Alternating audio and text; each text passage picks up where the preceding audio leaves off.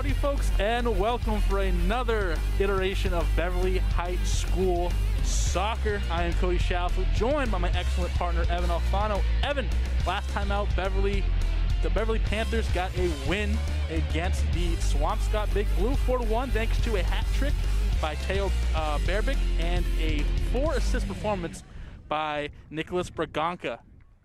That was just an insane game. Came out, first game of the year. They found their rhythm early. How, do you expect them to keep that up?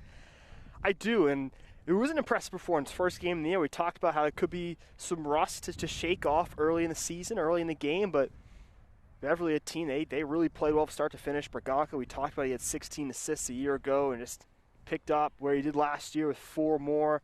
Again, Berbick had a hat trick. Andrew Schweizer picked up the first goal of the year, and the fourth.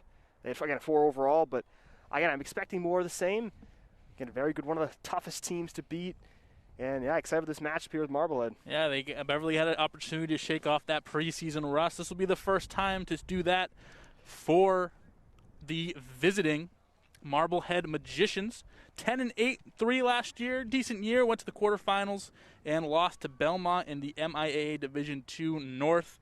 New coach this year, Elmer Magana. He just said he's ready to get out there and play the world's sport. So we're ready to get going here. Evan Alfano, Cody Shalfo, joining you guys all season. And Marblehead will start it off. Again, it's the first game of the year for the Magicians, so interested to see what they look like here in the early going. Again, they got to be excited to be able to play a different team other than themselves. Turnover by Marblehead, and here come the Panthers. Like I said, the great performance by Braganca, 4 assists. He was the helper on all those goals there. Teo Berbick, he had 3. Also, Andrew Schweizer had 1. And that's a good play by Henry Mercier. Keep that ball away. Captains will look out for Padraig, Bresnahan, Andrew Burke, Camden Heifetz, Kenneth Kay, and Christopher Thompson. For the Magicians, then Carson Breen, Justin Butters, and Marshall Lee for the Panthers. That was Thomas Dack on the far side of the field for the Magicians, chasing down that loose ball. A lot of good experience and leadership on both sides, each team with multiple captains. 5 of them for Marblehead, 3 for Beverly. This one out in front, and that's going to hit off Breen. Tried to get it and ended up kneeing it right up into his midsection. Nicholas Gribbins is going to get the start in net. Last game we saw there was a switch between Gribbins and Spidell at halftime. We'll see if that continues. If that's a season thing, if that's just a game 1 thing, we'll see. Gribbins gets to start yet again. Both goalies look sharp for Beverly. The one goal late in the first half, not much Gribbins could do, was a nice goal by Greenfield for Swamps that kind of chipped it over the keeper. Here's Schweizer now in the middle of the field. He's going to try to get it up to the outside. That's Marshall Lee. He's going to play it to himself, and good play there. That is Christopher Thompson. Thompson's getting out of harm's way and allowing the rest of his team to get back into the play. And the key here is the midfield play. That is the strength of this Beverly squad. You have Braganca. You have also Ian Visnick, who is exceptional in that midfield. And they just make plays for their speeches on the side. That's kind of how they generate a lot of their opportunities.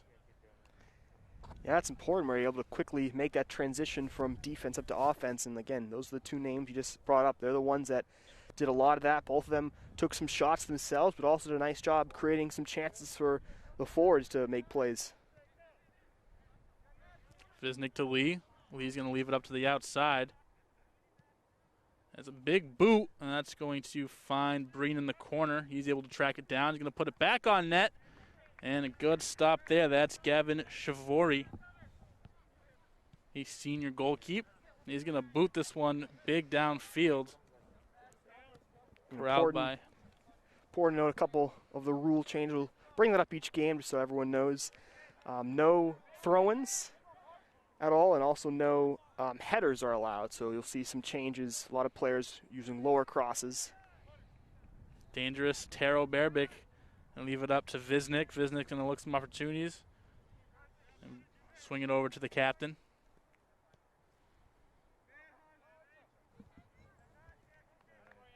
Mercier and Burke fighting for it. And Burke's going to win that battle as Beverly retreats. Nice play with the senior captain, Burke, there, kind of using his strength to just hold off Mercier there, and eventually he'll deflect it off him as well. 16 minutes remaining in this first quarter as Berganca steals it. Puts it up. Berganca gets it back. There's a scrum out front. Multiple players changing possessions. It's going to end up in the middle of the field again. Visnik fighting for it.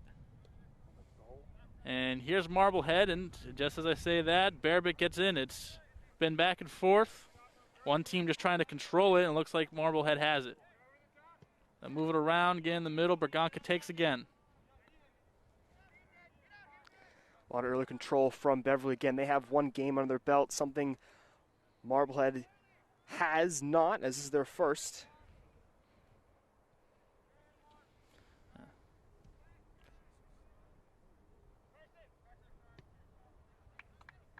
And Breen shanks that one.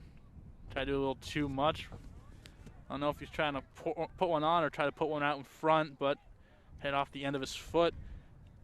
It looked like to me he was trying to go on net. Again, when you kind of dominate the early time possession, just looking to create shots, because, again, it doesn't matter how much possession you have, you're not able to create opportunities. And there's Berganca again, wrecking havoc, and Nick Fox going to be chased down. Baxter Jennings was giving him some issues. You see, chase him down from behind.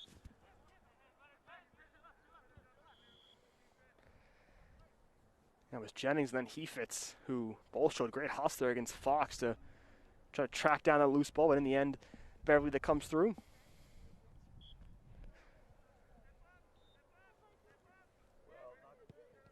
And this year as well, a small pause at the 20-minute mark, just about in each half. So still two halves, kind of broken down almost like in a quarter format.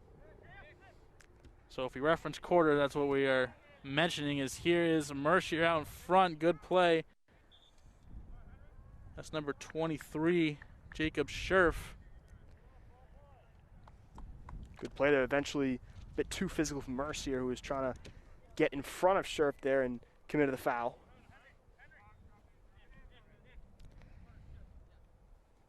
Good communication, shifting in the back line by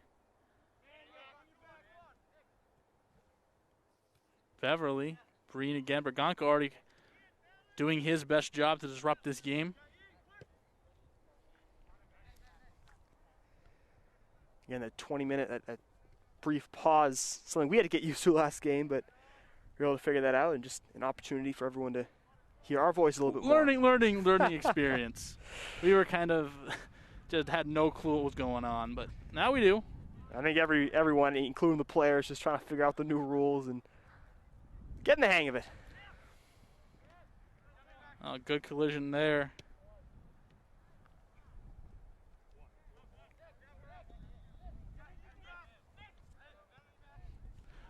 Berganca to Visnik has been the story so far. Those two dominating the midfield. And like we said, that's the midfield is the game for Marblehead. If you pressure up, we saw with Swampscott last time out, Evan, they got some good opportunities when they started pressuring those midfielders. Absolutely. Sometimes, again, you pressure, it caused for a few loose passes right here, turnover. McGorry who picked up the loose ball. Again, you pressure the defenders, it causes some errant passes, and like you said, can create a few chances. And Swampscott was able to catch Beverly sleeping at one point and got that first goal. Yeah, there was a penalty call, or a foul call, excuse me, and they were able to just put the ball down and run. Beverly wasn't quite set up. That was Brogan McGorry. Let that one go wide. And here comes Beverly yet again, 11:46. in this first quarter, if you will. Substitution as Visnick comes off. First time he's come off. And William Johnstone comes on in. That's going to be a shot on net, and that's going to be a goal.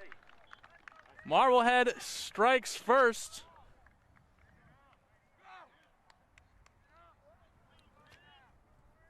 And Marblehead is on the board, 1-0. That was a quick shot that kind of got everyone surprised, including us, and get a nice finish there in the corner of the net. Yeah, Camden Heifetz, the captain right there, number 12, scoring for the first time. And for the first time all year, Beverly has to face a deficit. Marblehead strikes first and early in the first game of the season. We talk about pressure, creating chances, and Beverly really dominated the first few minutes with possession. But it's Marblehead who's able to create that first good chance, and they're able to find the back of the net. Yeah, fantastic goal. That one just kept sailing, and curved right in the last minute. That was a tough goal to get down in there. So Camden Heifetz starts us off with the highlight, beating Gribbins, who Gribbins allowed a goal last time out. He allowed the only goal so far. But they've been good shots too. They've been tricky for him to try to corral. And some more confusion, it seems, as who is kicking it. And like you mentioned, no throw-in, so it's kind of just free kicks in. Defense just lets the ball go in.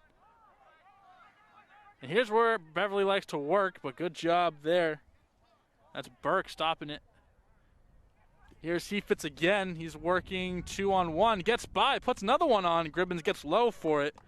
Heifetz a problem so far for this Beverly defense. Yeah, nice little step-up move there, and using that left foot. Again, we've seen he's been dangerous with both feet so far, getting shots on goal.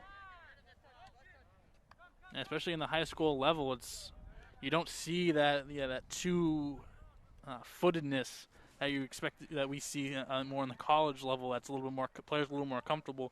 Here in the high school level, they're still getting used to using both feet, whatnot. But having able to be proficient at both of your legs right there proves to be a really good weapon as a striker. The only one of two strikers listed, or three strikers, listed on the program. Speaking of a striker, if Beverly had one, it would be Teo Berbick. He scored 3 times. The old hat trick. Shavori boots this one down. What I've seen from Beverly thus far, they've had good ideas. You can see what they're trying to create in the midfield with some quick passes, trying to get some through balls, but right now just not able to connect on those passes and get that final touch and get shots on frame. And Johnstone to Breen ends up going out on a Marblehead Magician. Oh, good move by Berganca. He's going to send it on, and that's just an easy scoop by Shavori. And this one's going to go to about the 50-yard line.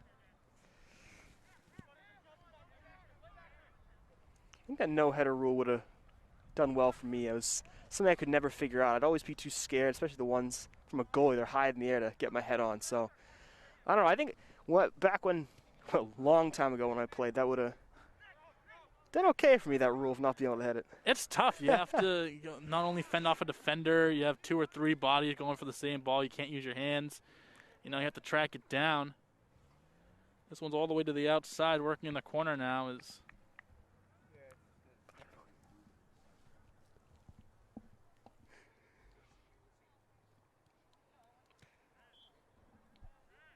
Beverly retained possession here near the corner flag.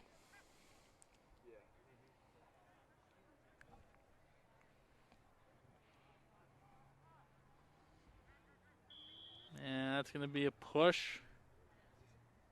Baxter Jennings, the one who goes down.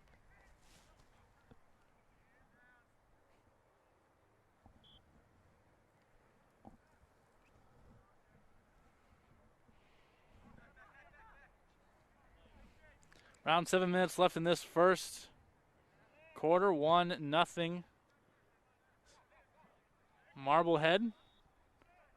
as Schweizer turns it over, and this one's going to be sent down. Butters is there. He has Heifetz right behind him. Good pass to Breen. Him and McGorry. Good work there from Butters. He said his name a lot in the first game defensively, and that's a nice play with an opponent kind of right behind him. It was Heifetz, the goal scorer, who was right on his tail, but he's able to control and turn outside and get it away.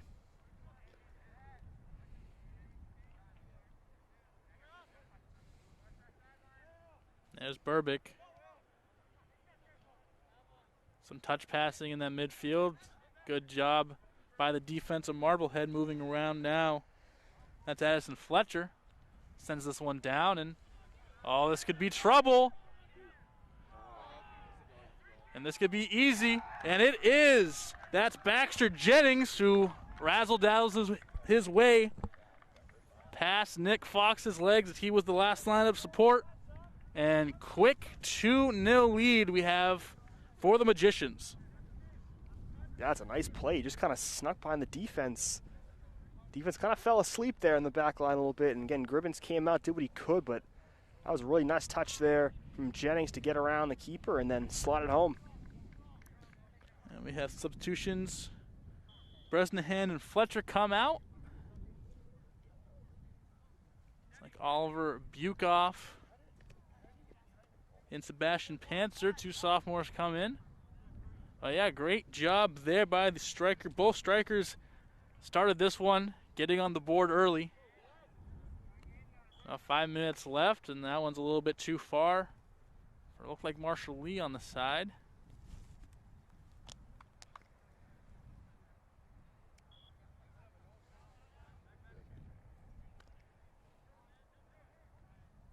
Beverly seems a bit stunned out there right now at the moment. Again, they controlled play very early in this game, but still find themselves down a pair of goals.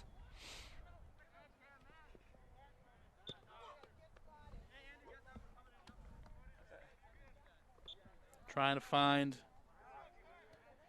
Heifetz again, Cannon Heifetz. Good shot, Justin Butters, and there he is again on Heifetz.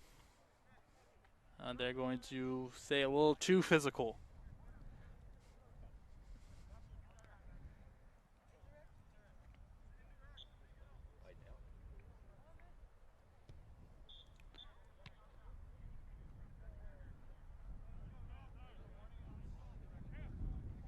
Good ball, but it's going the other way. Wilson De Leon is in now, freshman that made the varsity club.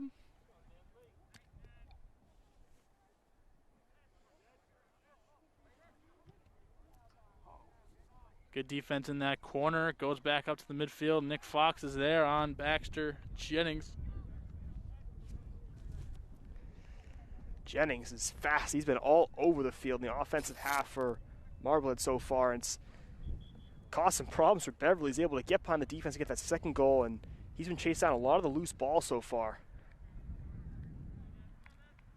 Kenneth Kay is going to check in. Captain, number 10, Brogan McGorry, is going to take a well-deserved rest. Spraganka is going to turn the field, give it out to Bearbick. He's going to survey. Breen Mercier has some room to work with. He's going to come to his left. Leave it up for Braganca. Let him make a play. He comes back right. Mercier has some room. He's going to fire it. Great play there. Kenneth Kay stop it. And then to eventually boot it out. And now you got two playmakers with the ball. Butters and Heifetz battling. Heifetz, good move. Heifetz putting on a show. Leaves it up. And Butters finally gets there. And the Magicians putting on a magic show on offense so far. There's the first one. I was waiting for it. We were waiting for the first magic joke, and I said I wasn't going to do it. Could not resist. You saved it for a good time, though. It was a nice play. I expected kind of just a quick shot, but able to put together a few nice passes to create an opportunity. Now, Oliver Bukoff looked like he had a shot there, but I think he might have just fumbled it a little bit too much. Also, I did not like how much disappointment was in your voice when you found. I was excited. There no. There it is. Bearbrick's going to put it on. Marshall Lee's chasing it down, and a great play there. Gavin Shavori. And those are some tough plays. We talked about it all the time, how aggressive a goalie can be. Gribbins kind of got caught in no man's land on the goal by Baxter Jennings. And right there, he committed. Shavori committed early, committed well, and right there, by the time that Marshall could have got a good shot off, it right into his chest. I was a starting goalie for a middle school team. Oh, big brag, brag. Oh, yeah, we were fantastic. But I think that's probably one of the most challenging, if not the challenge part of being a goalie, is the decision, do I come out to get this loose ball or do I stay back in my net? So that was a nice play, a nice decision there by Shavori to come out and grab that.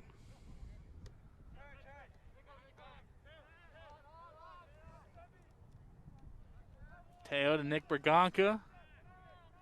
He's running through a couple. He hits the turf. No call. And here comes Baxter Jennings. When I say he's all over the field, I mean that. We'll see him in front of his goal trying to score. And now he's back in the midfield, getting the play started. 120 seconds left in this first half before we get a small little break in the action. Marshall Lee about the same play and just puts it up a little too high. Just about the same play that Shavori made the save on. There's a little bit later there, and you can see how dangerous that can be as Marshall Lee's put a little bit too much power on it. Well, De Leon with a fantastic ball. Nice through ball to find Lee at the end of it. Just couldn't get to finish, but by far the best chance created and best opportunity this first quarter for the Panthers. And Beverly strikes fast, as we saw last time out against Swampscott. Again, a 4-1 win. De Leon, another good pass here. Mercier, trouble with it. Mercier on net. Looks like it was deflected and out. And it's going to stay Beverly ball. As here comes Beverly. They are pressuring now. Yeah, some of their best opportunities of the game thus far. Mercier just trying to get through a couple defenders, but unable to. Marblehead doing a good job so far, keeping pressure defensively.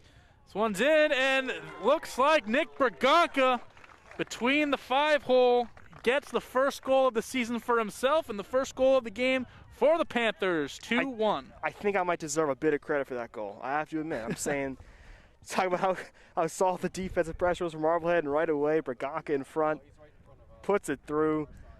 I was on the field hockey broadcast yesterday. I mean, John Sylvia, we talked about the broadcast jinx a little bit, and well, that's example A. But, again, we saw it. Beverly was pressuring. You talked about the last couple minutes, and it's a well-deserved goal. And Berganca had a hand, or should we say a foot, in all the goals so far this season, scoring one himself right now and assisting in all 4. We're going to stay here. We're going to have a quick minute or so break here in the action, but 2-1 so far. What are you seeing from Marblehead that got them on the board early and often against a defense that played quite well against Swampscott last time? And I think the beginning, well, it was just the speed. And I've said his name a few times, but Buster Jennings has done a really nice job. He's been all over the field using his speed. Saw him in the midfield offensively. He got that second goal, just really spring behind the defense. Was Baxter Jennings. And then I think Beverly responded well. Again, they started out well. They finished well. Kind of a little sandwich there, but again, Marblehead controlling for majority of that first quarter and got a couple goals. But definitely a offensive game here today. We saw that in the first game, a 4-1 scoreline. Already a 2-1 scoreline here in favor of Marblehead as we prepare for quarter number 2. Camden Heifetz and Baxter Jennings got us started with scoring, and then Nick Berganca scores right before the quarter. Good play. What did you see on that last play for Beverly that allowed them to score? Well, we talked about earlier how you can't use your head, so an important part is being able to have that low cross. And again, it was a perfectly put in low cross. Had some good speed, and we talked about Berganca. He's had 4 assists, so a goal was due for him. He deserved one, and it's definitely not an easy play to have to the ball coming out to quickly turn and get that on one time it. But he's able to do that and keep the ball low and just get it through the keeper Shavori's legs into the back of the net. So more of that. We've talked about how Beverly, they'd look good with some pass in the midfield, creating or trying to create some opportunities, but just weren't able to string the last couple passes together to get a good opportunity on goal. Finally, they're able to do so, and we'll see if that can open up the floodgates for an offense that put up 4 goals a few days ago. Yeah, get the ball into the possession of your best player 9.5 times out of 10. That's a pretty good move there. So 2-1, as we said, the score so far here up in Beverly. Let's look at what we have coming up ahead. Next game for Beverly at home here. Join us. Evan and I will be back here in about a week's time. The 16th against town over rival Salem. That's going to be a good one.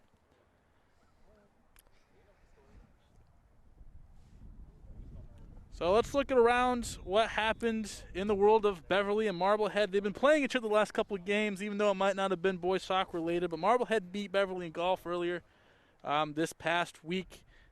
They had a very close match where Marblehead snuck out the victory there. Also, last night, field hockey game, Marblehead beat Beverly 2-1.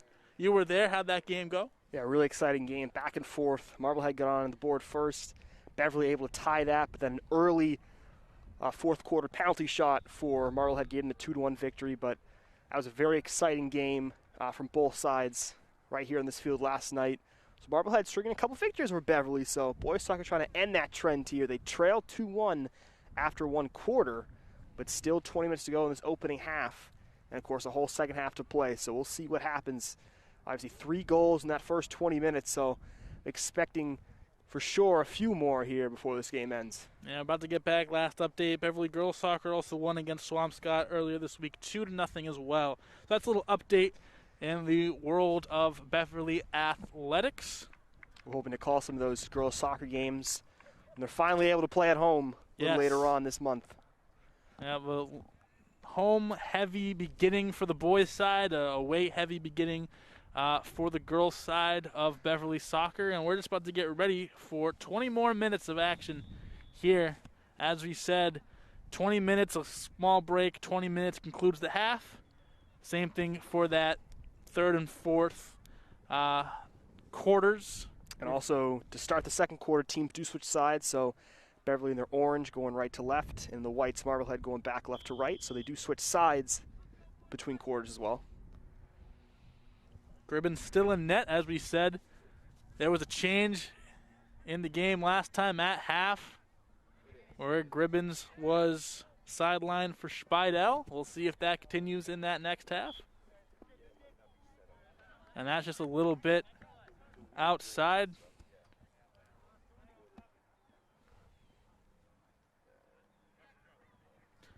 Christopher Thompson getting ready to get this one back in.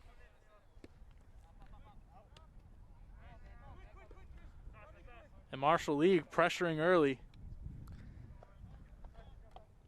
Nice pressure. Kind of surprised Thompson, who had turned around the ball, and there's Lee kind of up in his face and turned that over. Get the ball right to Berganca, and he sends this one out. Marshall Lee pass it back to his teammate. Oh, good use of the body to turn the corner. Berganca, this little spin move to get out of the way. And here comes Marblehead. Full head of steam. That was Addison Fletcher, and he's going to get that ball up to his teammate, Kenneth Kay. Bearbrick hits the brakes, stops in midfield, turns left. Good entry pass back to Bearbrick, trying to turn the corner, but this one's in the middle of the net, and good stop there by the back line. Johnstone to Mercier, some more pinballing. And Jennings finally has full possession of it. He's going to send it way downfield, trying to get his striker buddy Heifetz. And some contact between Jennings and Berganca is going to leave it to Beverly. Yeah, it looked like Jennings kind of just slipped there on the turf that they're playing on, went down.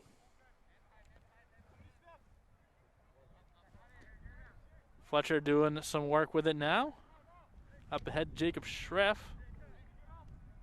Or Scherf, excuse me. And Marshall Lee takes a second to get back up, but does return to his feet.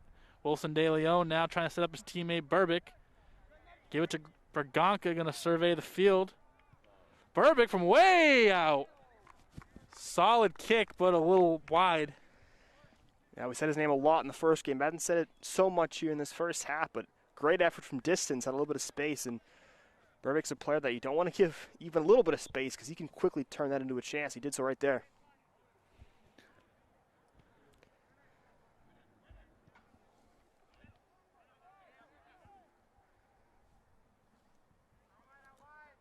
Fletcher moves it back to his back line and too far off the foot of Andrew Burke.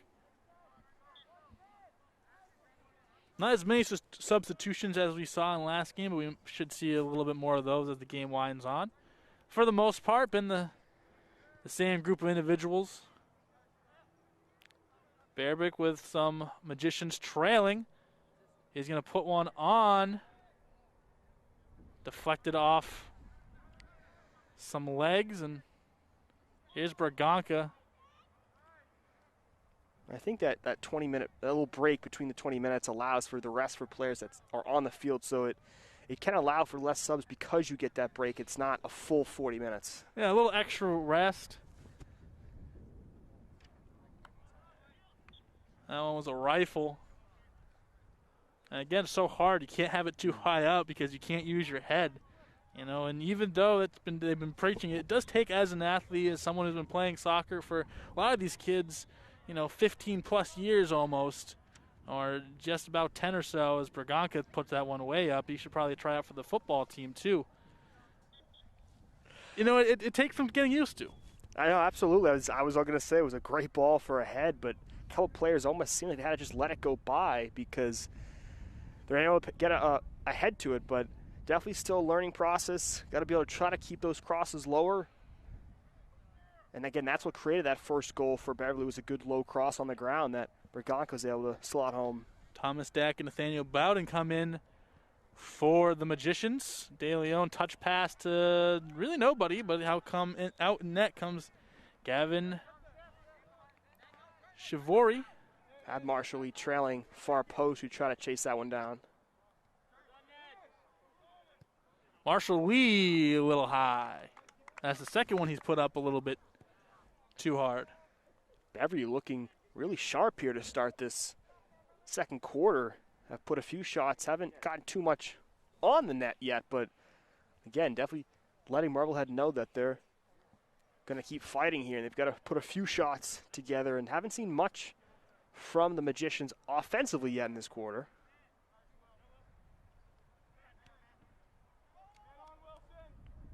De Leon to Braganca. Braganca has some room. Low ball, good scoop by Shivori yet again. He's been solid as well. Yeah, he's made some big saves, and Wilson De Leon once again creating a good chance. He's been solid so far in this first half. Another example of the no using your head right there. As they try to split, but Marshall Lee's right there, take it away. And here's Marshall again. Out comes Shivori. And what a save.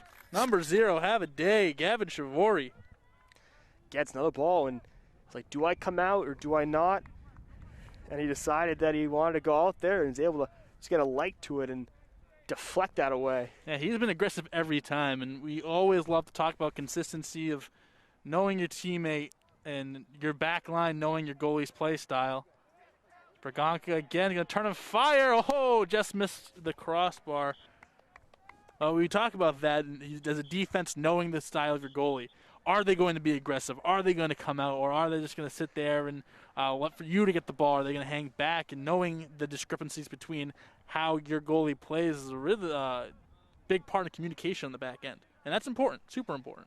Yeah, absolutely. Defenders have to know the goalie needs to tell them if they're going to come out and get it by calling them off, because if you don't do that, maybe a defender hesitates thinking the goalie comes out and then they don't. Is that one heads near us? Evan, I'm surprised you didn't get your glove out.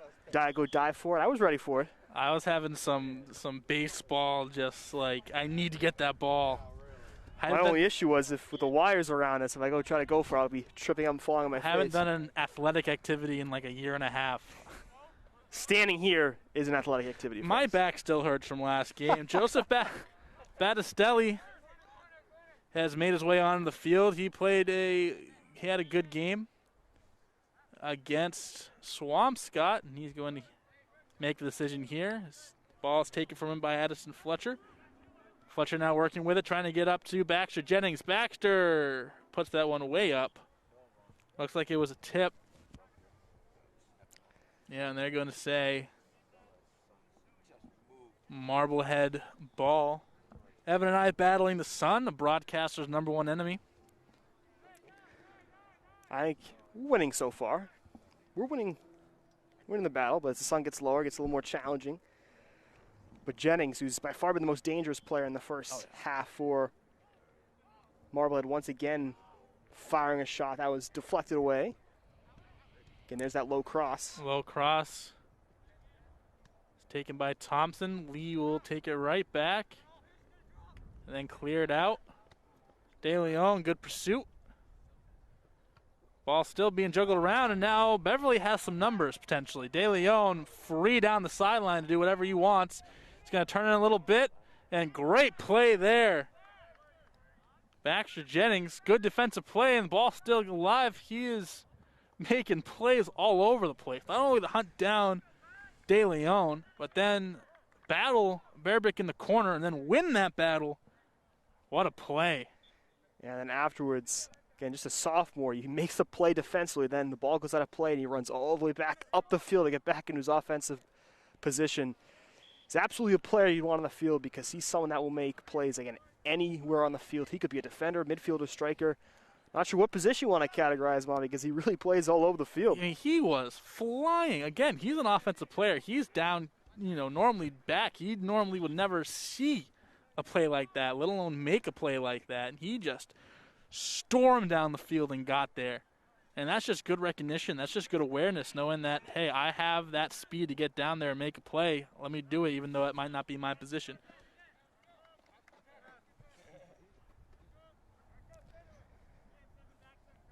Another ball rolling, just passes. Could be busy today. Reminds me of the old volleyball broadcast from Endicott when they used to have us legit on the court. I was like, why are we here? So you never know, yeah. You'd have a loose ball. You'd have a three-man booth, play-by-play color, and then the protector shields you from, fastballs coming 94.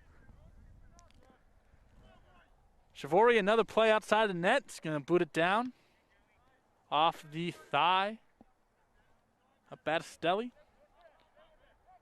Braganco working to De Leon. Hits off some bodies. Bearbrick trying to corral it. And another possession where good defense reigns supreme.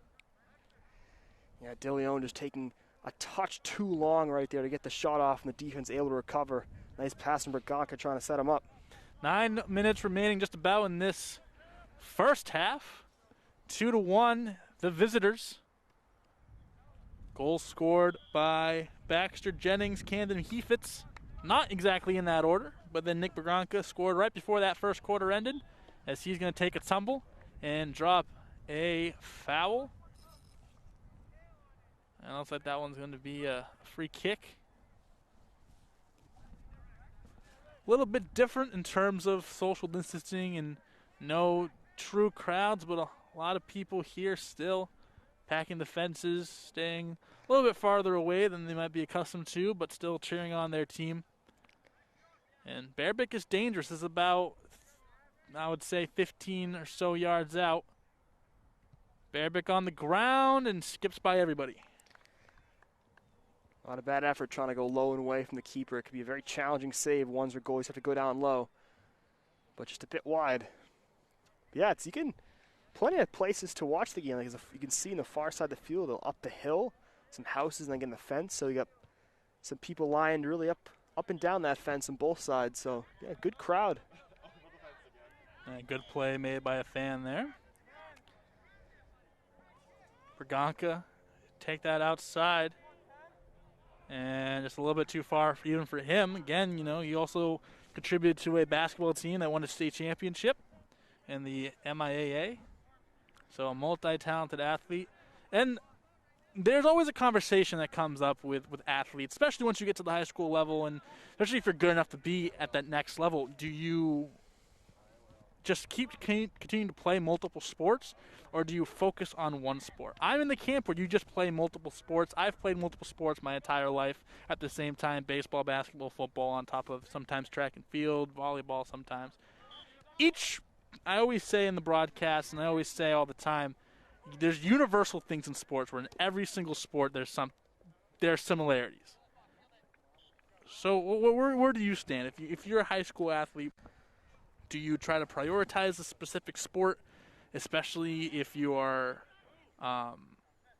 looking to go to the next level or something, or do you continue to play multiple sports?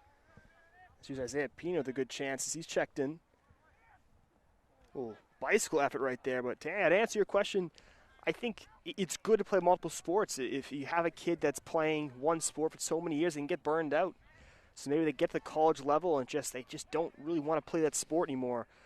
But again, playing different sports can really help out a player when they eventually choose the one sport. At the field hockey game yesterday, we had multiple of the girls who played in the hockey team as well.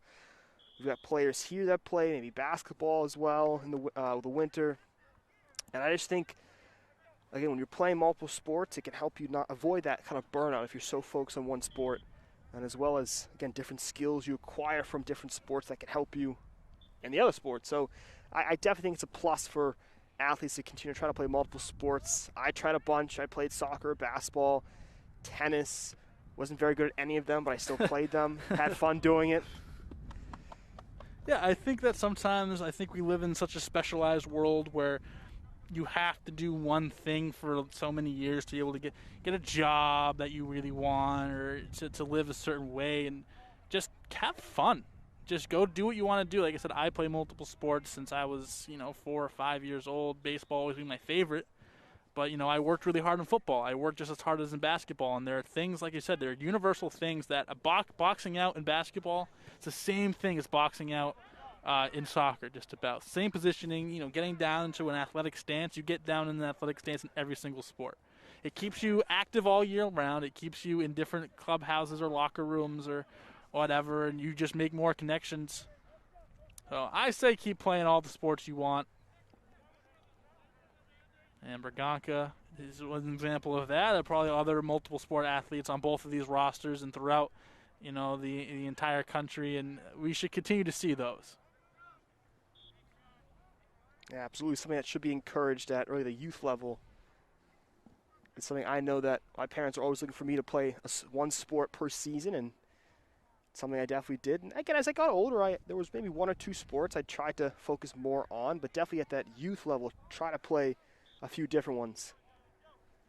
Yeah, it was really fun. Like I said, I played basically for the majority. I would play, basketball, football, baseball. So those seasons are right next to each other, right after each other. Sometimes overlap just slightly. And once I got into football season, couldn't wait for basketball season. Once I got into basketball season, couldn't wait for baseball season. Once I got into baseball season, couldn't wait for football season. And it's just a fun little that turn, that cycle that you're so accustomed to doing. It's just so fun. As this one's going to be laid down and the wall does its job. Now a bunch of orange scatter all together. Wall is a terrifying place to be, I can tell you that. It's my least favorite part if I would ever play defense, was knowing I'd have to step up and take a shot potentially. Braganca working with it. Jordan Humdy to his right. De Leon and Lee to his left. De Leon has some space. Leave it up to Bearbick. Probably a good idea. He's put one on curves, but not quite in. As he's been close a couple times. 3:21 left to play. Still 2-1. The Magicians over the Panthers. As out goes Isaiah Pina, as you said. Came in and did a good job. I believe Camden Heifetz is going to check back in. Jennings back in. Had a well-deserved rest after we saw him continuously run all over the field, quite literally. Yeah, I couldn't do that if you paid me $30. Standing's hard. Hurts my heels. Standing for $50 is hard. Maybe I could play goalie, but again, that's standing, so who knows. Yeah, that's a lot of standing.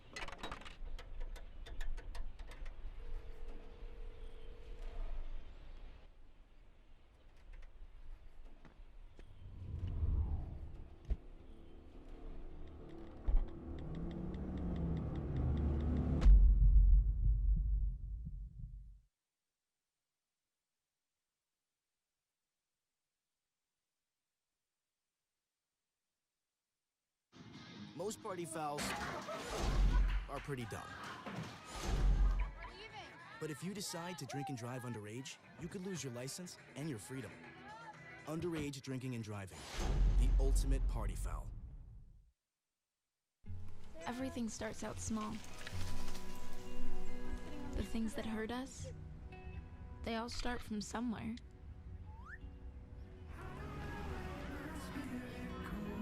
The words we say, the things we do, they can grow into something else. What was small and innocent can become big and sometimes scary. All it takes is one comment, one picture, one video for something to catch fire. But a big problem doesn't need a big response. Not at first. Even if we don't know what to say, the eye emoji can be that first step we take. Let's all pledge to take that first small step together and change the world in a big way. I'm a witness, and so are you.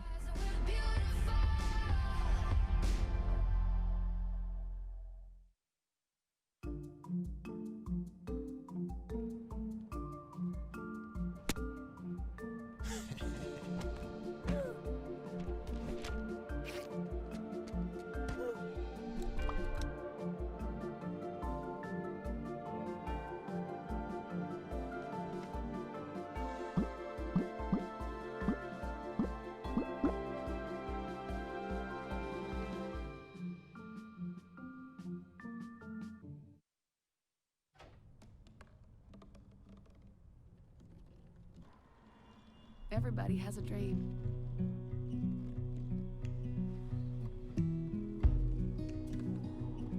Mine was to see the ocean.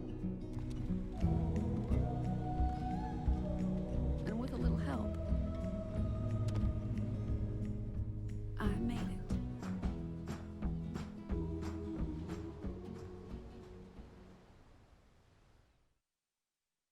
They told me a bottle couldn't dream. That I would never become a superhero.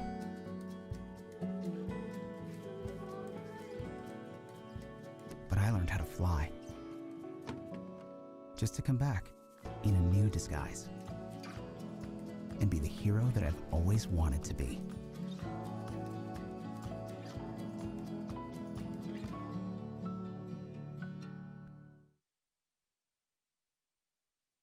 Listen.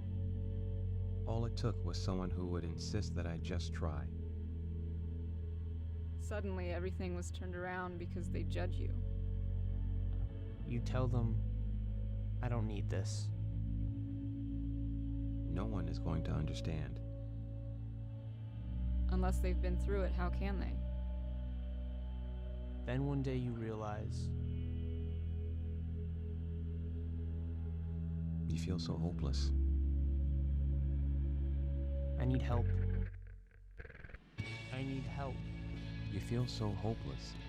Then one day you realize Unless they've been through it, how can they understand? I don't need this. No one's going to judge you. suddenly everything was turned around because they insist that I just try. All it took was someone who would just Listen.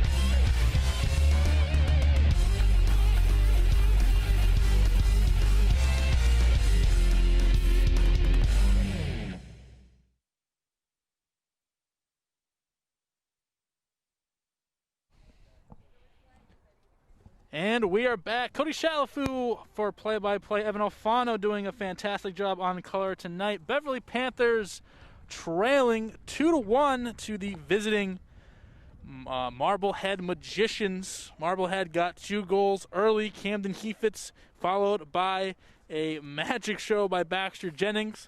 And then you have the response at the end of that first quarter by Nicholas Berganca. Second quarter, or after that 20-minute break or so, it's all defense. Evan, how do you expect these next half to go? Well, it was kind of a tale of 2 quarters there in that first half. Offense and then a lot of defense. Obviously for Beverly, they looked good in that second quarter, unable to get the game-tying goal. But I expect Marblehead to really kind of come back strong as before this half started. They were on the field quickly, ready to go for this second half. So Marblehead looks like a team that's definitely looking to try to put this game away. And one thing I noticed, Ian Visnick, who was a key contributor to the win Tuesday that you and I got the chance to call, taken out early and has not been back in yet. So we'll see if he returns, as Battistelli and Burbick kick amongst themselves. That's Jordan Humdy. Tries to save it, but can't. So a more defensive-minded second quarter, end of that first half. Again, how we're doing it, 20 minutes, a small pause, 20 minutes, acting almost as if quarters. Same 10-minute halftime, and then same thing for that second half. 20 minutes, small little break. That's what we're going to call the third quarter, and then a final 20-minute push to the end. New to me. We're all kind of getting used to that. A little confused the first game, but we've sorted that out. I can't say I'm a soccer savant, but I do know they don't do quarters, so possibly a new rule just for COVID issues. And right there, the freshman scores. Wilson De Leon puts it in right past the goalkeeper, Shavori, and this game is now tied quickly, just about a minute and a half in. Well, yeah, that's a different outcome than I thought. I thought Marblehead would get in that quick foot, but I've been wrong basically this whole game, and it continues. But trust me, you get used to it. With De Leon, that's a nice through ball. He picked it up and just slotted with his right foot, kind of looked where he wanted to go, lower far corner of the goal. That's a really nice finish. Kind of stayed composed and saw what the keeper was going to do and got it past him, and we're back tied. Speaking of getting it past him, here comes Baxter Jennings, gets past everybody, and this could be a big opportunity.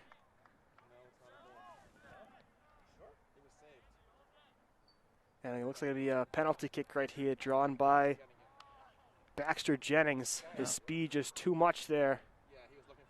And we talked about the speed of Beverly being an advantage against Swampscott on Tuesday, and Baxter Jennings is another level.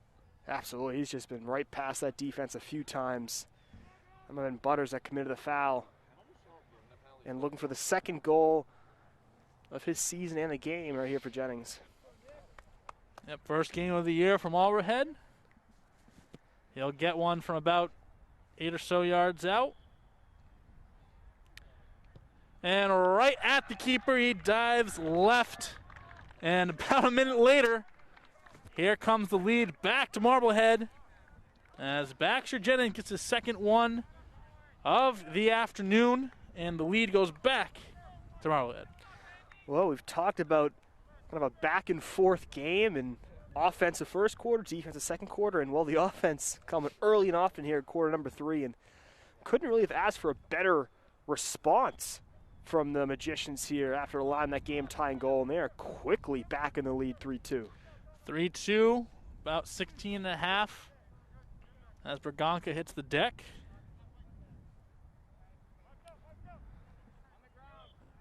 Said a bunch of scoring. We're not really used to that in the collegiate ranks. Here's Teo Berbick, excuse me. He hasn't scored yet, as said a couple times. He potted 3 of them last time out. Definitely a player that Beverly's going to want to see get going here in the second half. Battistelli battling Well, that looks like Addison Fletcher. And Battistelli will end up on his backside and retrieve possession.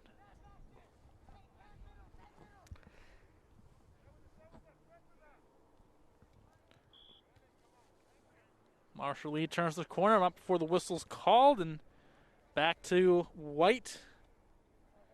Elmer Magana and Tom Roundy are your head coach and assistant coach for this boys varsity squad of Marblehead. And so far, again, like we said, first game of the season for them, and they've obviously looks like their players are ready to go, so kudos to them for getting them ready for today's game.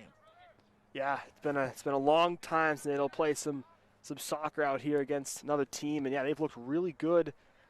Offensively, created a lot of good chances, and defensively, a bit of a lull at a few points, allowing a couple of goals, but again, their response has been really good here.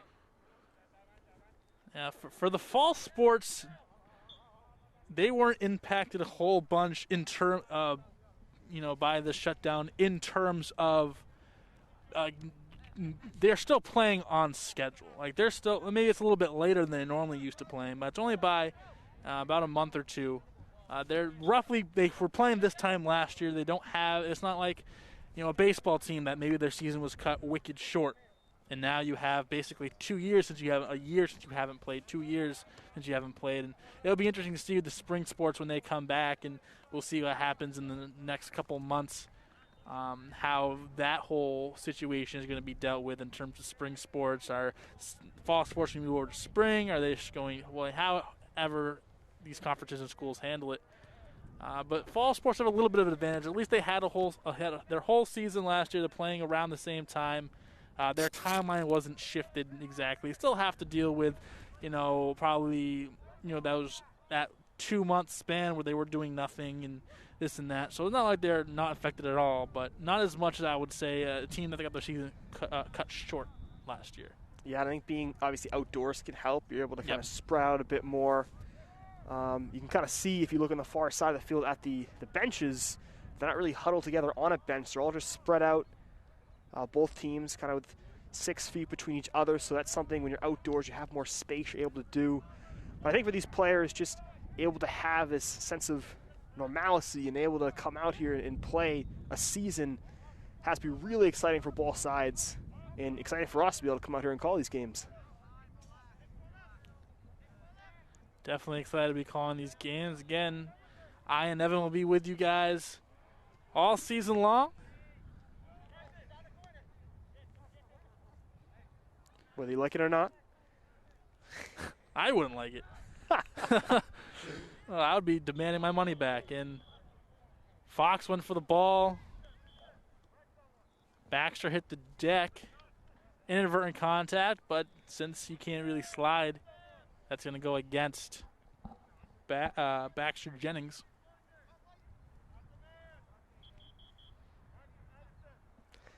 With Henry Mercier checking back in as Joseph Battistelli checks out for the Panthers.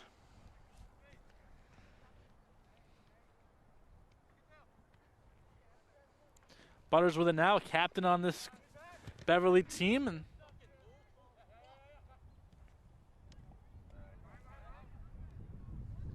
Breen working now.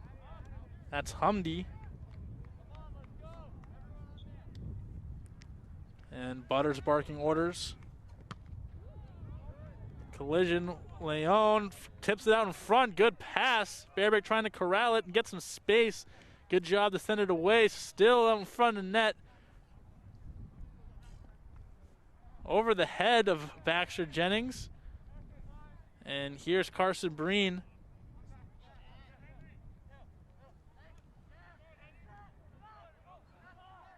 Henry has some space and quite wide on the left. I think it was his weak foot there, the left side, and just kind of went away from him a bit, but had some space. Not a bad idea to take that shot. Hesitated a little bit, but ended up putting it on, just not quite on net.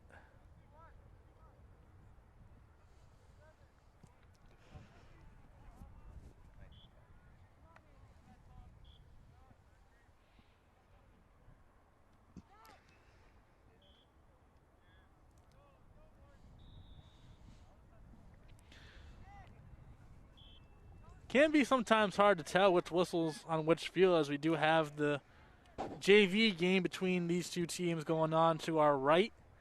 And you hear the whistles on that field as well as the whistles on this field as Butters mishandles it. And here comes the speed of Camden Hevitz. He's going to get by Butters. Butters looks around for his help.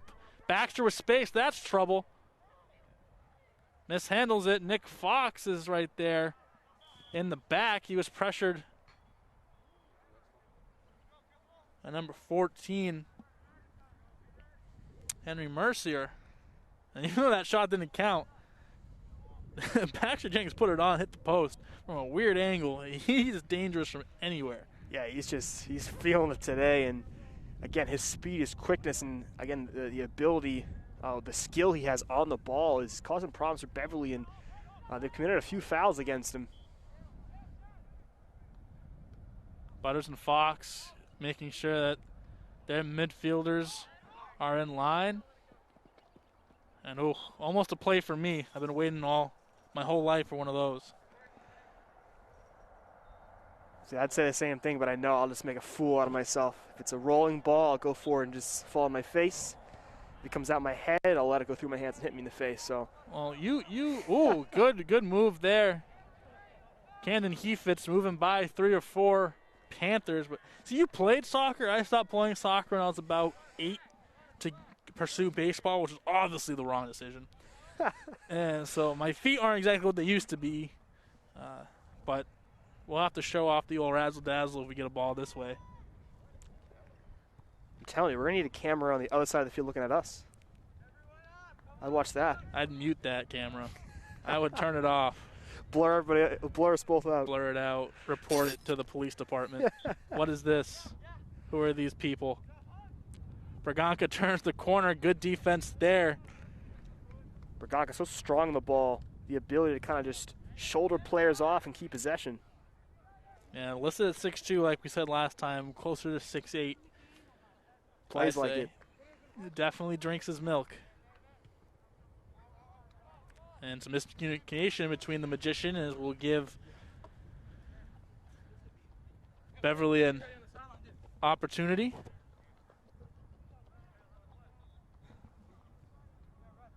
It's only one sideline worker here, opposed to the 4 we saw last time.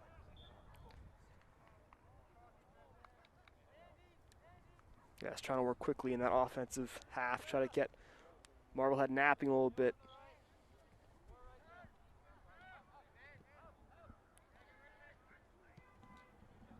Trouble finds Braganca. He's dangerous from right in the middle. Puts it on with the left foot and then the back of the net. Great shot, Nick Braganca. Last game helping his teammates out. This time taking it into his own hands. Yeah, he decided enough of the assists. I'm going to do it myself. That was a fantastic shot with the left foot. Not much the goalkeeper could do with it. That's a fantastic shot. Good power. Far post, pass Shavori, and once again, 3-3. We're tied again. This offense really picking up here in the third quarter for both sides. Nicholas Braganca, we're going to talk about him a lot this year. As we said, 4 assists for Swampscott, was a helper in all 4 of those goals. 1 for Schweizer, 3 for Berbick. And this time with Berbick not getting the opportunities he had last time, and Schweizer hasn't played much in this game, Braganca is taking the offensive production into his own hands, scoring-wise. He has two pretty good ones, too. That last one I'd say is better than the first one, but that last one was pretty spectacular. Yeah, both impressive. The one-timer for the first one, and then that time just the power he put on that. Not much the keeper could do. We'll spring the step of the Panthers right now.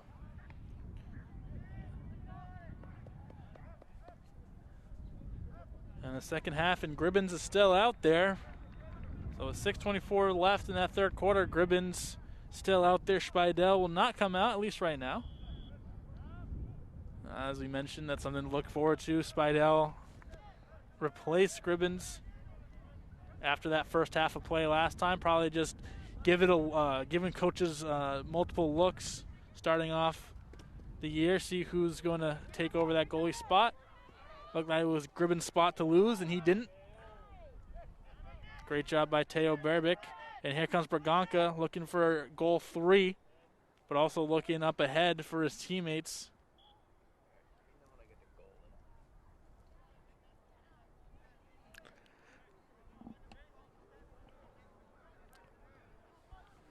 Beverly started to look real dangerous here offensively.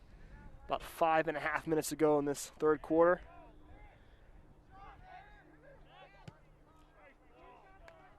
And Breen on the ground, scooped up by Shavori. Good shot. I'm okay with it. Also, to note, the Braganca shot was a little higher. It ended up getting that top corner. Goalies this year, they're going to see a lot more on the ground, especially without the headers, especially without the limited lift on the ball that they're going to be able to do. So, yeah, that could be, they're so primed to be kind of close to the ground now. And Braganca is going to score. No! So close. He chipped it and it rolled to the post and rolled back out. Post is not your friend. It's almost like a post-to-post play there. It looked like it was fine in the back of the net, but no go. Don't get the home bounce right there. It was a great touch pass by one of his teammates. Couldn't see exactly who it was. Right to Braganca. And all he had to do was chip it in and just missed his third goal. Like they say, the post is not your friend. Goalie's best friend. And a good chip by Bearbeck. I'd assume he was the one who helped out Braganca.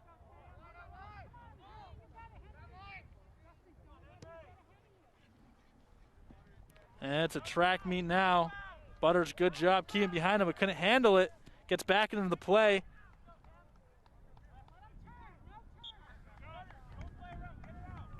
Him and Heifetz battling. Yeah, good hustle from both players there, and that was a nice through ball down the side here on the near side. Butters doing just enough to make sure that Heifetz couldn't turn with that, go somewhere with it.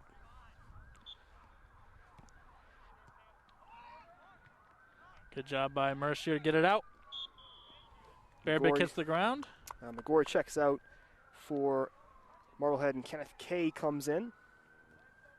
Kenneth Kay in a couple plays so far. He's involved in that one. That one right into the chops. Number 25, Edward Foster. Also the backup goalie for this team. That's coming off. Andrew Burke stepping in. He's like Jack Donovan. And Butters takes control. It's impressive by Foster, the ability to play multiple positions, obviously can be in net, but also out in the field. Usually a lot of times at this level you see kind of focused on either just goalie or out there on the field, but to be able to have a guy that can play both positions can really help with the depth of a team.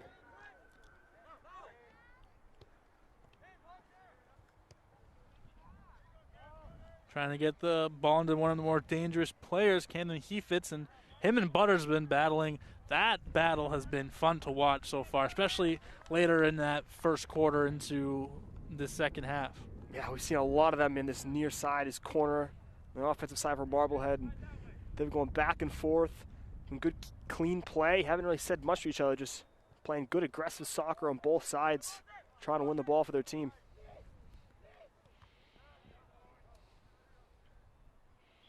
Yeah, after Heifetz scored, Butters done everything he can to kind of lock him down with 1:45 left in this third quarter. We'll get a small break, which we'll stay with you and talk about what's unfolded so far.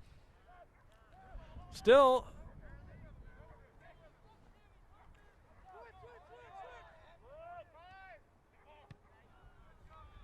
Still 3-2. Braganca scoring twice. Baxter Jennings scoring twice.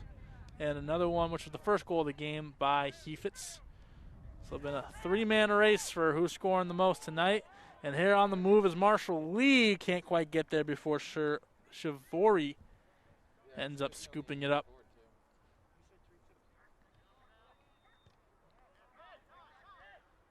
And back and forth game. Marblehead with a lead here and there, but Beverly always fighting back. And again, we're going to be back where we started, entering the fourth, tied 3-3.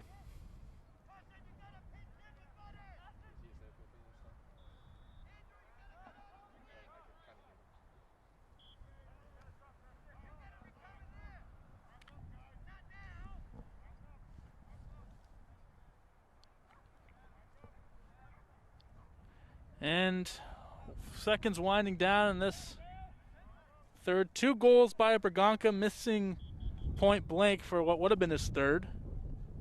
And then Baxter scores twice, one in response to the Braganca goal, and once a little bit earlier. And De Leon, the third goal for Beverly. That's correct.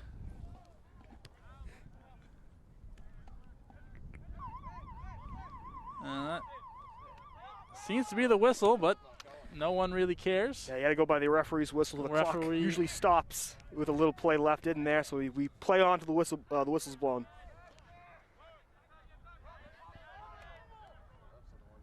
De Leon did score. My apologies for not remembering that.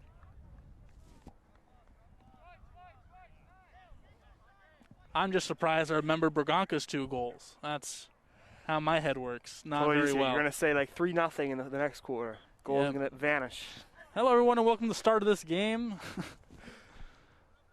So 0's on the clock, but we still keep going. Again, referee's whistle is what determines it. Just like teachers say in class, the bell doesn't dismiss you, I do. And that's a good shot. Close enough that Gribbins went for it. Yeah, strong effort there.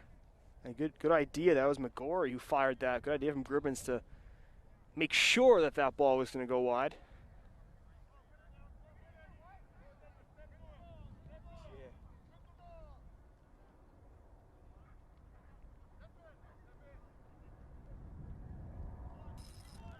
Berwick hasn't really been too active offensively, but he's done a good job in that midfield, moving around, setting up his teammates.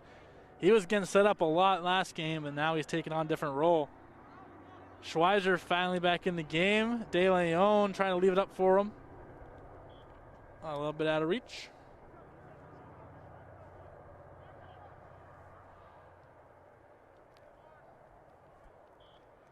So 3-3 here. There's a saying in the business, Evan's always right. Yeah, I try to be. That's why I have you around, Evan. I need someone to check me, make sure I'm doing the right thing. We go well together. It's like peanut butter and jelly. That's my meaning to be here. That's my number one responsibility. Keep Cody in check. Keep him in line. It's a hard job. Here's Nick Fox. He just misses it. And it's 1-on-1. Sebastian Panther leaves it up. And coming back into the play, good job, Carson Breen, number 20, the senior defenseman, making a senior play. And that will be the third quarter, if you will. 3-3. 2 goals by Braganca, 1 by De Leon. And then 2 goals by Braxton Jennings, 1 by Camden Heifetz. Evan, what did you notice different from Beverly in that third quarter that you hadn't seen in that first half? Well, definitely we saw some opportunities to score late in the first quarter, and they were able to get one, but definitely a lot more aggressive offensively. Some nice through balls, some more nice crosses. Braganca once again standing out with that second goal. That was very impressive. De Leon had a nice finish. So they're definitely connecting more passes in that final third in this third quarter. Is able to create a couple of goals. Something especially early on just wasn't there. Weren't very clean in that final third, missing a couple of those final passes. But that's definitely come together here in the second half. Is kind of sometimes you can start a little slow in games, and now that we're entering the fourth quarter of this contest, teams are playing at their highest potential. They both are warmed up by now. We saw that especially from Beverly. And for Marblehead, the ability to respond. I mean, right away it was a goal from De Leon that tied the game at 2, and then right away, maybe a minute later, it was Jennings that caused the penalty kick and was able to finish that. So it's been impressive them, their ability to fight back, and once again, Beverly ties the game, so a really seesaw battle here we'll see if Marblehead can once again respond and take that go-ahead goal, or if it's Beverly that on their home field finally takes control and gets what will be their first lead of the game. Yeah, we noticed in Beverly's first game of the year against Swampscott on Tuesday, they love to just push the ball forward and let their speedsters run lanes. And whoever gets there, and they normally create a lot of one-on-one opportunities. They're still scoring goals, but in a different setting. They're not getting the opportunity to score. 2 questions after that. 1, how good does that really know they can score different ways? And 2, how have you noticed Marblehead's defense stopping those running lanes? Yeah, and the ability to score in different ways. Again, we talk about you have one less way without the head, but there's still so many different players creating opportunities. Obviously, Braganca, De Leon's been good today. Burbick, we saw in the first game, has done well. So they've able to create a lot of different goal shot opportunities. The first one, the first 2 were close to the net, but that third goal was a little farther out. And Marblehead, defensively, you just, again, one thing Beverly's so dangerous at is that through ball. And they've got such good pace up front. Their strikers can get past the defense. So that makes sure really both sides can go with this. Just kind of tighten up that back line. That's how Jennings has kind of made his money so far in this game, getting behind, using his speed to get behind the final defensive line. So both teams have to make sure they can kind of cover up that through ball and not allow any breakaway chances. 20 minutes for the rest of your lives. We'll see if a victor is crowned, as Marblehead has taken their positions on the field and they are ready to get going. And here comes Beverly. They'll switch sides. De Leon leading the pack. And Scribbin's still out there. I just lifted my left leg, my hamstring tightened, so that's how we're doing over here That in the is booth. how today is going. That's enough athleticism for you today, Evan. Enough stretching for me. I'm excited for this fourth quarter. Again, tie game, just like we started. I like to always say it's 0-0. Obviously, reality 3-3, but that tie score, we'll see what team responds. Working the midfield now is Beverly. Fox chasing it down. He'll grab it. Heath is trying to find Jennings. Jennings boxing out. Between the legs by himself. Good cross. No one home, however. Tracked down by McGorry. And Beverly just running all around trying to get this ball in a tough collision. Between 2 players. Both a tad shaken up.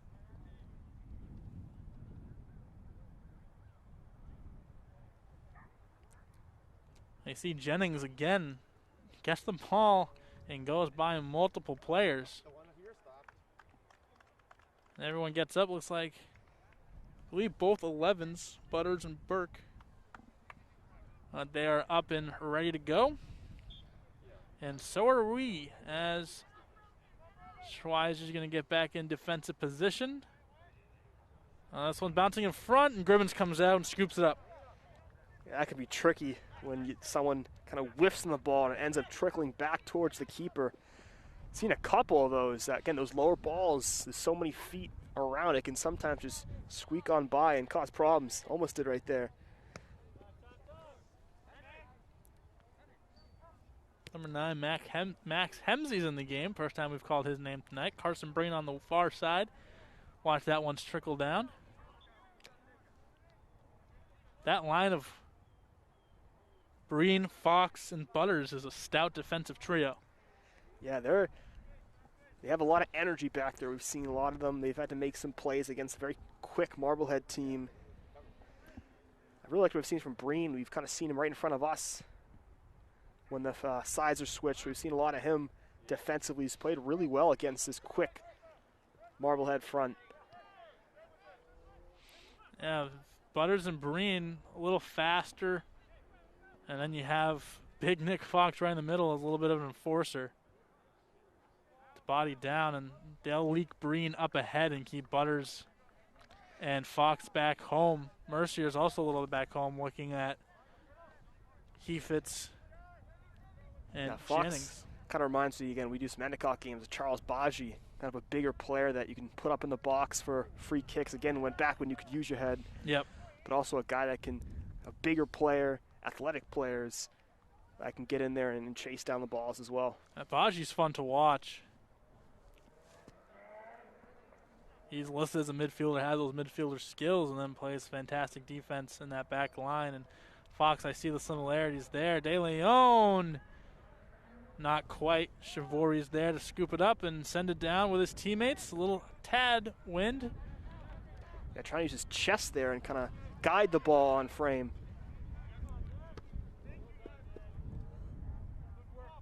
And that one almost curved. And it was a little dangerous, as I said, a little bit of wind. Not exactly the Beverly wind we're accustomed to, but a slight breeze. That's starting to pick up as the sun disappears. Braganca going to go to his left.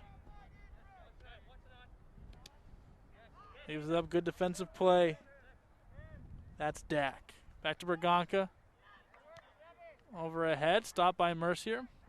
Reverses paths, sends it over to, seems like Carson Breen. He's going to send it low cross. Berbick was the intended recipient. Good stop by Scherf. And here comes Marblehead, and there's Nick Fox stepping up and booting it back, trying to stop Jennings from causing any more havoc. Yeah, again, trying to go for that through ball for him. A good play by Nicholas Fox to just step up and knock that away. Doing whatever they can to make sure that ball can't get through. Now they're turning in space, mishandled. That could have been dangerous. Yet again, Fox steps up and plays really good. Oh, and a good stop there. Beverly again just trying to keep Jennings at bay. 15:45 left in this fourth quarter, second half regulation, however you want to say it. That's miscommunication. Lends Beverly the ball back. Braganca loves that toe drag in the middle of the field, kind of keep his defender at bay, whether he wants to go strong side to the right or bring it back reverse left. He can do both. Braganca starting, stopping, trying to get by.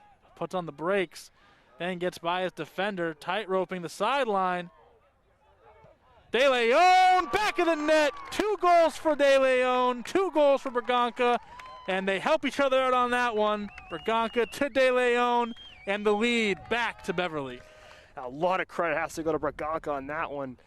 Saw a few moves, like you said, he keeps his the defenders guessing because you're just not sure where he's going to go with it. A little scissors move in the corner, then kind of rides the baseline there and able to find De Leon. Just kind of sitting there right in front of goal all alone.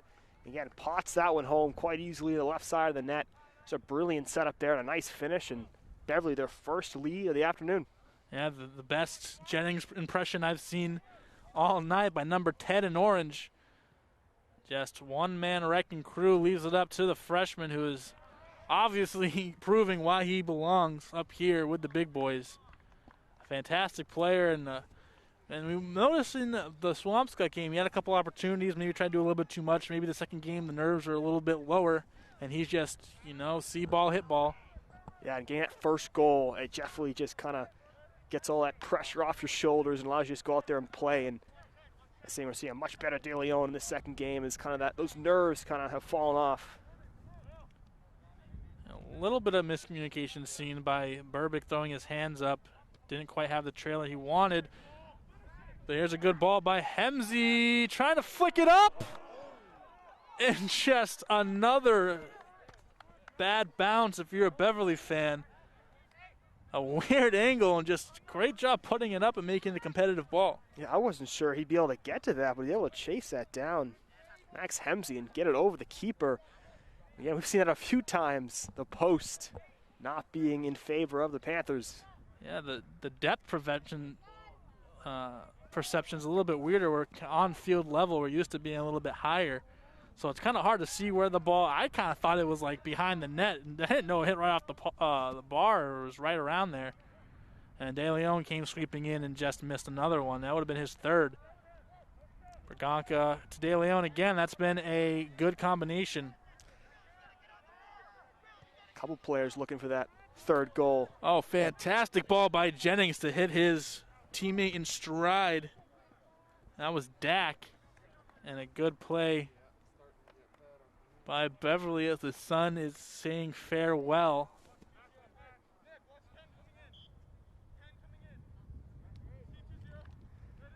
Definitely a lot cooler here on the field with the sun gone. Good thing I brought my jacket. I refuse to do it from New Hampshire. I can take it. I was that kid that would, I'll admit it, wear shorts every day at school, even in the winter. Oh, one of those kids? I was one of them. I admit it. Now that I look back, I didn't look cool at all. It's all right. But hey, I think you look cool now. Thank you, with my little red button down. But at the time, I thought I was cool. And now I look back, I'm like, that wasn't the smartest idea. 12 minutes left in regulation. What do you like more, the soccer commentary or the fashion advice? Evan Alfano, a man of many talents. Do it all here.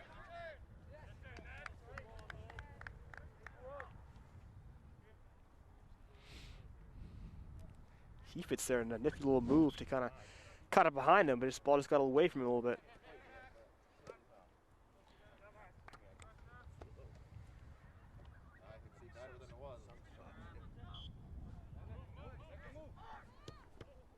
Oh, good steal by Heifetz.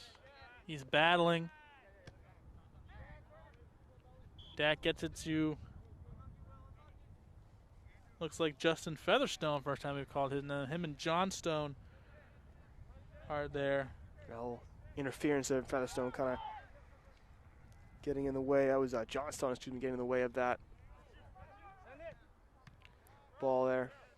But I like what I'm seeing here from Beverly. Not the fourth quarter, kind of talked about who would be the team that would step up, and the home team right now going for that second victory.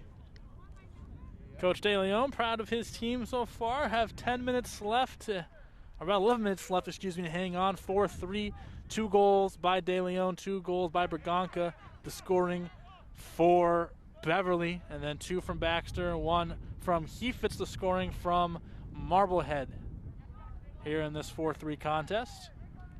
Braganca all the way over to Hemsey. Hemsey puts it on. Easy one for Shivori, who's been busy tonight. Big boot, gonna get around to the 45, 42-yard line.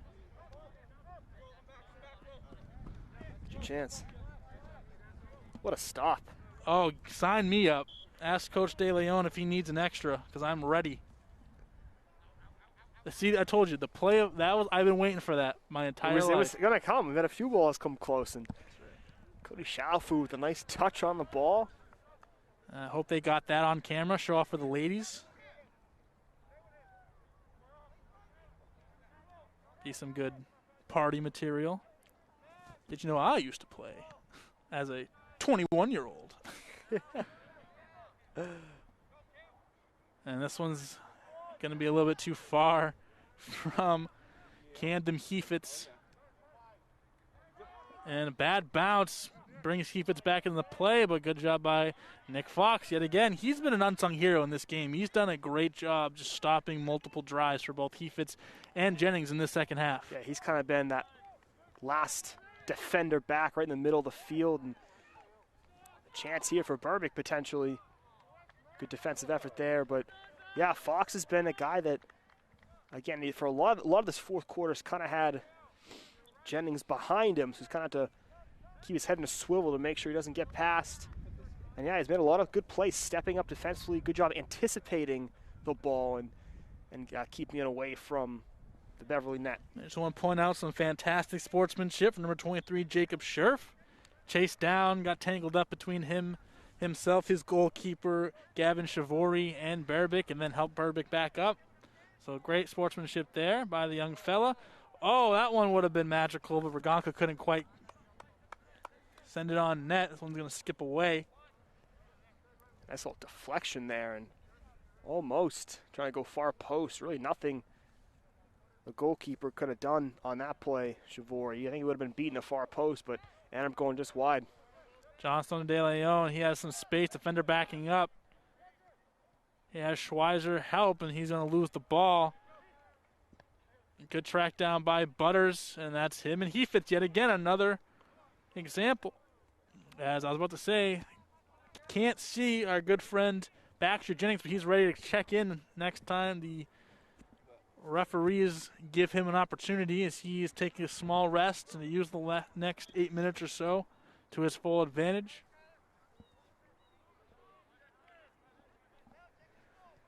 7.5 to go here in this game. Winning time for both teams. There's Scherf hitting the deck.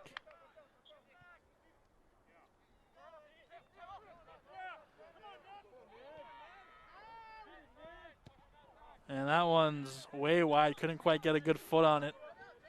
Traveling too fast. Yep. It's a fast-moving ball, trying to control the left foot there and just kind of sprayed away from him. But it's a great run. Good job from Bergonka to find him moving down this near side.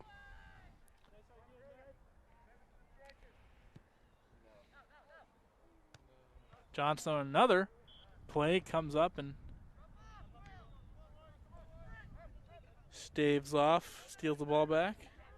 Schuler Schmidt, also number 17 in white, helping out.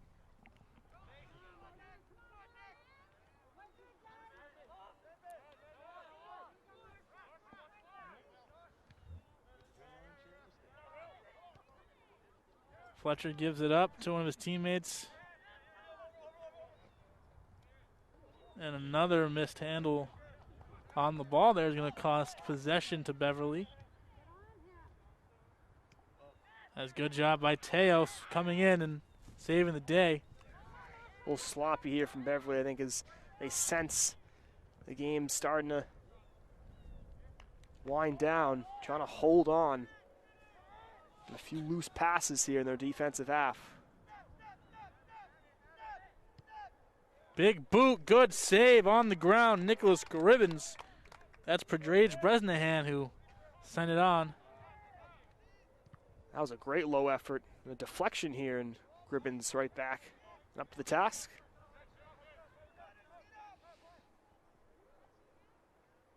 Gribbins waiting for everyone to clear. Oh, I got excited for a second. Thought that was play 2 on the day for myself, soccer extraordinaire Cody Shalafu, as proven. It's looking that way for a moment. Daniel Bowden, a little too anxious. That's right to McGorry. A good job by Breen faking in position to Bresnahan. Sends it way downfield, tight roping that sideline. And coming in out of nowhere.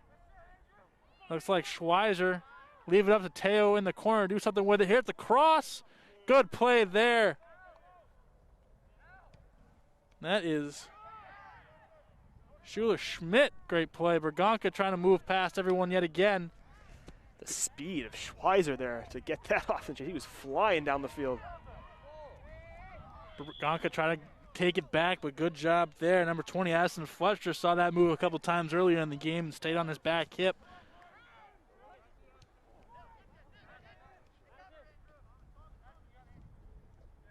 Here's McGorry, followed by Marshall Lee.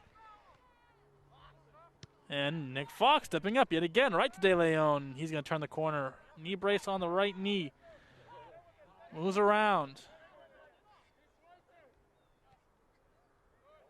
Gives it to Schweizer in the corner. He's going to get by his defender. Seems like Schweizer. A late challenge, and Schweizer foul goes against him. Seems like Schweizer has quite a fan section down there.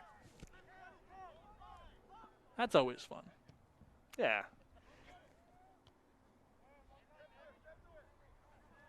Gonka waiting for the ball. Finally rolls over to him. 3:45 left in regulation.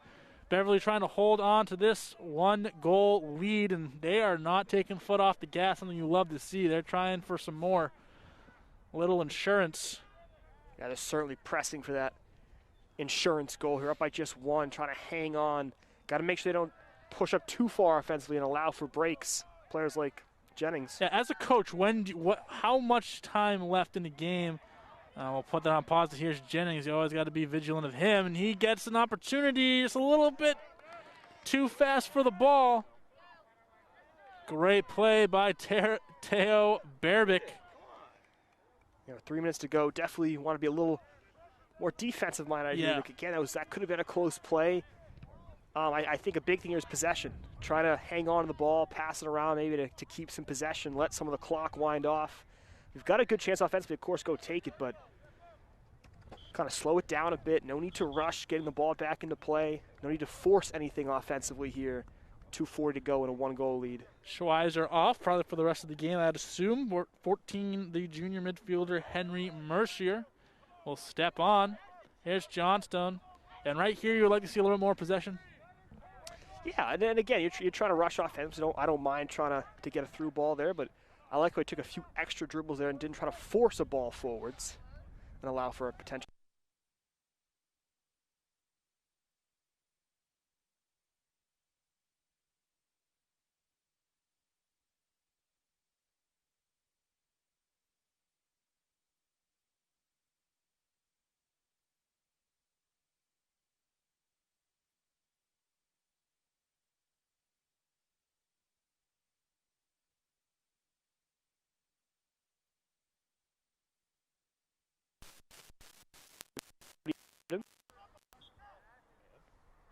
He's a confident shooter. He had 3 last game, so trying to get back on that score sheet.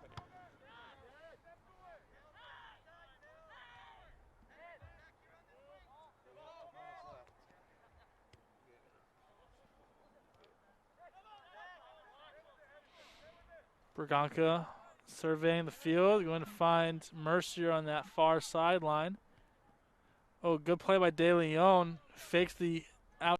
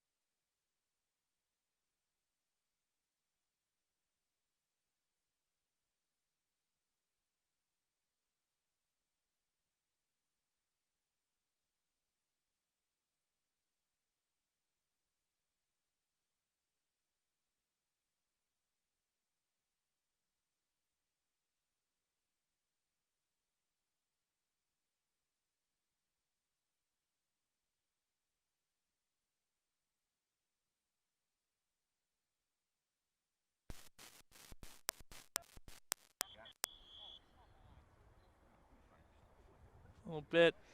Looks like number 12, Cameron Heifetz, took the shin guard off and on a little bit. Well, we said around 2 minutes left. You're hearing pressure, and that worked for Swampscott. The pressure, especially in that midfield, and it looks like Pena is going to come in. Isaiah Pena, the sophomore. Got some fresh legs up front here to end the game. Some offense. Striker is his position. They're going to wait for him to get ready.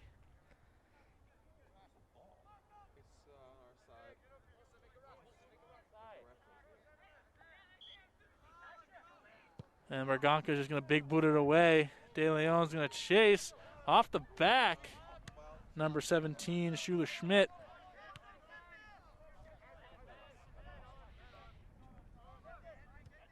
Trying to get back into scoring position as quick as possible.